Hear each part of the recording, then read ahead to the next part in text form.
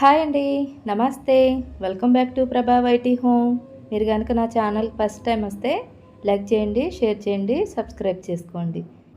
ఈరోజు వీడియోలో ఉల్లిపాయ పెసరట్టు ఎలా చేసుకోవాలో చూపిస్తున్నానండి. ఈ పెసరట్టు చాలా ఈజీగా చేసుకోవచ్చు, క్రిస్పీగా టేస్టీగా చాలా బాగుంటుందండి. ఇప్పుడు ఈ ఉల్లిపాయ పెసరట్టు ఎలా చేసుకోవాలో చూసేయండి. ముందు రోజు నైటు 1 గ్లాస్ వరకు పెసలు, అర గ్లాస్ వరకు రైసు తీసుకున్నానండి. ఇలా చిన్న గ్లాస్తో సగం వరకు తీసుకున్నాను. ఇలా ఈ రెండింటిని ఒక గిన్నెలో వేసుకుని ఇలా నానబెట్టుకున్నా. ఇలా ముందు రోజు నైటే నానబెట్టుకుంటే నెక్స్ట్ డే మార్నింగ్ చేసుకోవడానికి వీలుగా ఉంటుంది. ఇప్పుడు ఈ పెసల్ని శుభ్రంగా కడిగేసి వాష్ చేసేసుకొని గ్రైండ్ చేసుకోవాలి. ఇప్పుడు ఒక మిక్సీ జార్ తీసుకొని ఇందులో పెసలు వేసుకోవాలి. ఫస్ట్ సగం వరకు వేసుకోవాలి. ఇలా సగం పెసలు వేసుకొని ఇప్పుడు ఇందులో ఒక 5 వరకు పచ్చిమిర్చి, చిన్న అల్లం ముక్కలుగా కట్ చేసుకుని వేసుకోవాలి.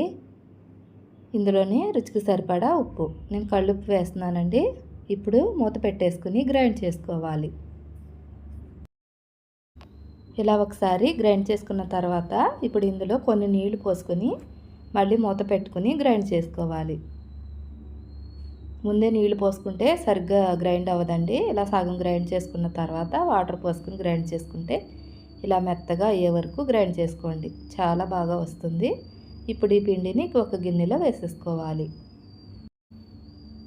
ఇప్పుడు ఇలాగే మళ్ళీ మిగతా పెసల్ని కూడా వేసేసుకోవాలి. ఇలా 2 ట్రిప్పులు వేసుకుంటే చక్కగా గ్రైండ్ అవుతుందండి. ఇప్పుడు మూత పెట్టేసుకుని గ్రైండ్ చేసేసుకోండి. అంతే, గ్రైండ్ చేసేసాను కదా. ఈ పిండిని కూడా అదే గిన్నెలో వేసేసుకోవాలి. ఇప్పుడు ఇది మొత్తం కలిసేలా కలుపుకోవాలి. సాల్ట్ సరిపోయిందో లేదో చెక్ చేసుకోవాలండి. నాకు సరిపోయింది, నేను కళ్ళుప్పు వేసాను కదా, అందుకే సరిపోయింది. మీకు చాలకపోతే కొంచెం వేసుకుని కలుపుకోండి. ఇందులోకి 2 ఉల్లిపాయలు, 2 పచ్చిమిర్చి, చిన్న అల్లం ముక్కని ఇలా చాపర్లో వేసేసి చాపింగ్ చేసుకుని ఉంచుకున్నాను.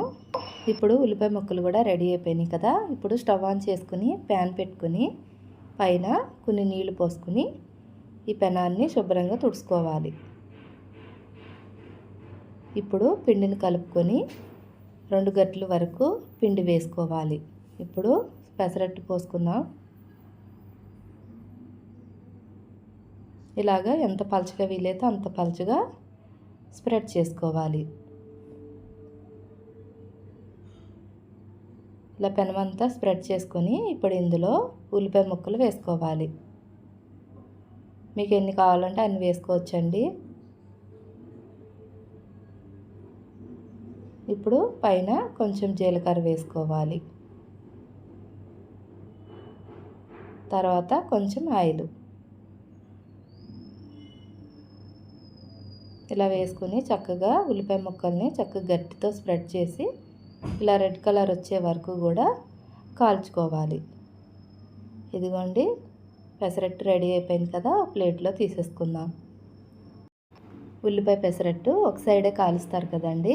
ఇప్పుడు ఇంకొక దోశ పోసుకుందాం. మళ్ళీ పెనాన్ని క్లాత్ తోటి శుభ్రంగా తుడుచుకొని ఇప్పుడు మళ్ళీ దోశ పోసుకోవాలి.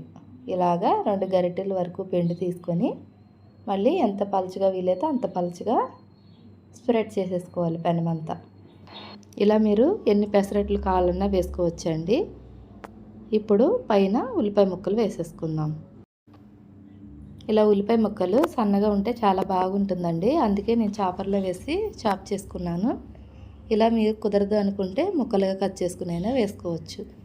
ఇలాగే పైన కొంచెం జీలకర్ర కూడా వేసుకోండి. ఇప్పుడు కొంచెం ఆయిల్. రైస్ వేయడం వల్ల క్రిస్పీగా వస్తుంది పెసరట్టు, చాలా బాగుంటుందండి. ఇప్పుడు ఇది కూడా కలర్ చేంజ్ అయ్యే వరకు కూడా కాల్చుకోవాలి. ఇదిగోండి, కలర్ వచ్చేసింది చూసారా. ఇలా కలర్ వస్తే ఒక సైడ్ కాల్చుకుంటే సరిపోతుంది. అంతేనండి, ఇంకో పెసరట్టు కూడా రెడీ అయిపోయింది. ప్లేట్లో తీసేసుకుందాం. నేను ఇందులోకి టమాటా పచ్చడి చేశానండి. ఏ టిఫిన్లోకైనా టమాటా పచ్చడి ఉంటే మా పిల్లలు చాలా ఇష్టంగా తింటారు, అందుకే నేను ఎక్కువ ఇదే చేస్తాను. చూసారు కదా, పెసరట్టు, ఉల్లిపాయ పెసరట్టు చాలా ఈజీగా చేసుకోవచ్చండి. మీరు ట్రై చేసి నాకు ఎలా వచ్చిందో చెప్పండి. నా వీడియో కనుక మీకు నచ్చితే సబ్స్క్రైబ్ చేసుకోండి please. Thank you for watching. Bye అండి.